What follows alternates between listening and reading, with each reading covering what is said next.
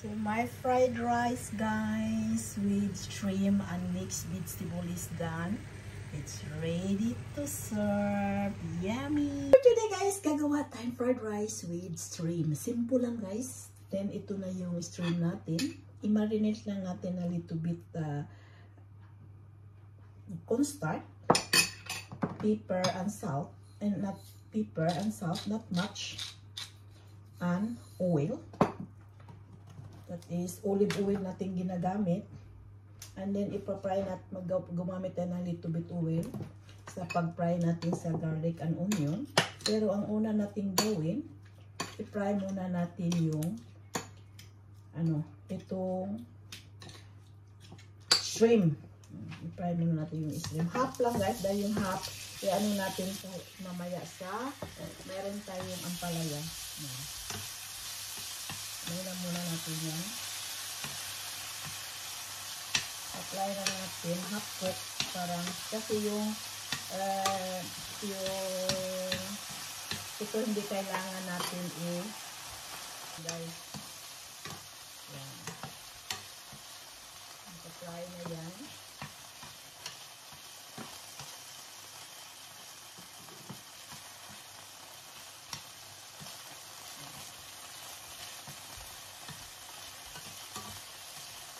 And then, isip aside natin yung shrimp.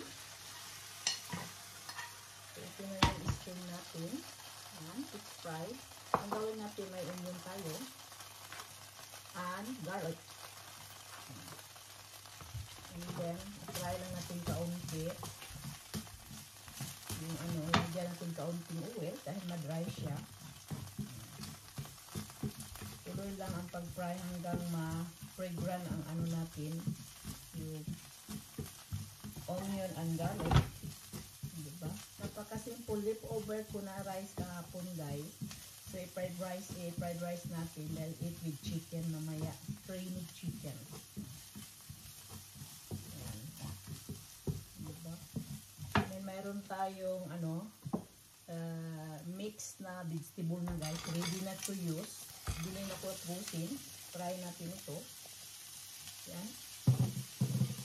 Try. Ang medium temperature para hindi masusunog. Lagyan natin salt and pepper. Napaka-simple. Para makakain tayo masarap na pagkain, diba? Yan. And then, tuloy-tuloy lang ang pag-fry natin ito. Para maluto yung frozen natin na mixed vegetable. Naisip ko guys, dahil meron kami leftover na rice, ganito lang gawin ko para medyo masarap naman. Medyo maano ang natin, lasa. Anuhin natin yung fry dahil frozen ito guys na vegetable. Makabili ka na ito sa supermarket dito sa Norway. Mayroon na siyang carrots, mayroon na siyang arter and mais. Ayan lang siya. So, pa-fry lang natin hanggang siyang yung frozen mag-melt siya. So, napaka-simple ito na luto guys, sa totoo lang.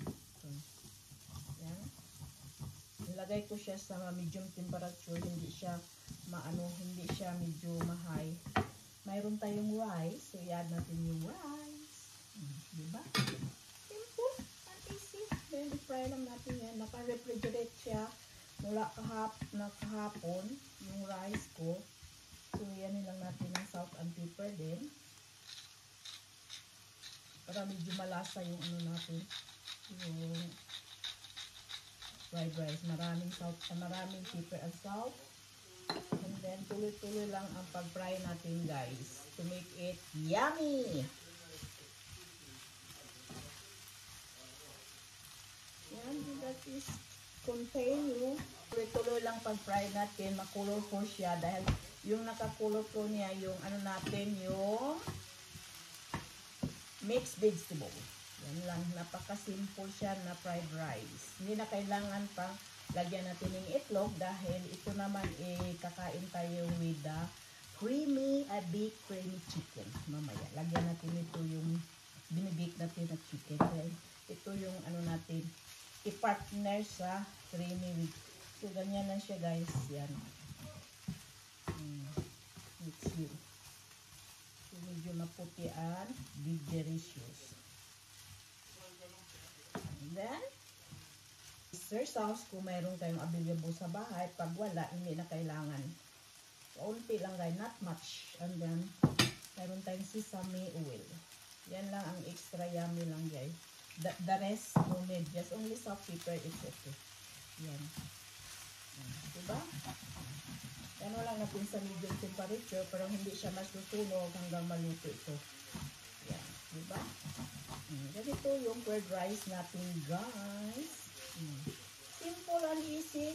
Pakain na tayong masarap fried rice.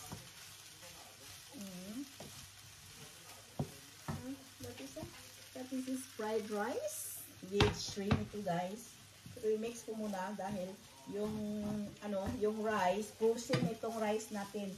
Kailangan natin i-fry natin medyo matagal-tagal kaunti. Pati yung mix na vegetable, frozen din, kailangan din natin tagal-tagal. Lagay na natin yung shrimp ni fry natin muna. Ayan. Para may extra na taste yummy. Diba? Tuloy lang pag-fry natin ulit.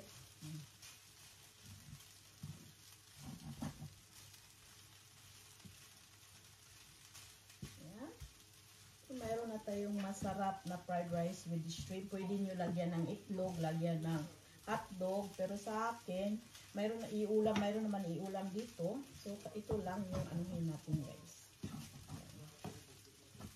Okay. That is it.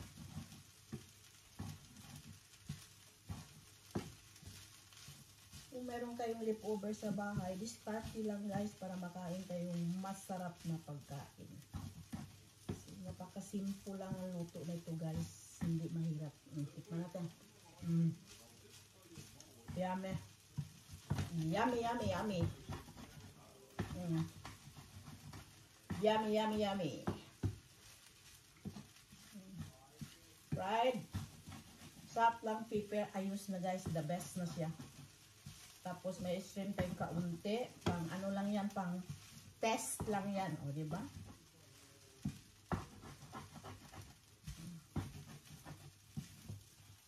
That is it.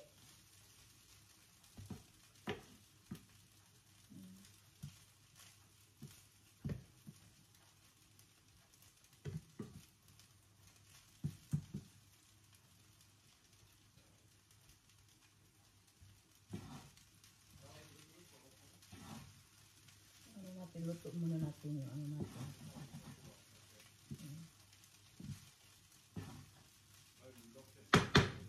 So that is my fried rice with the shrimp guys. It's yummy and delicious. Paki-subscribe, like and share, and thank you for watching this. So my fried rice guys with shrimp and mixed vegetable is done. It's ready to serve. Yummy.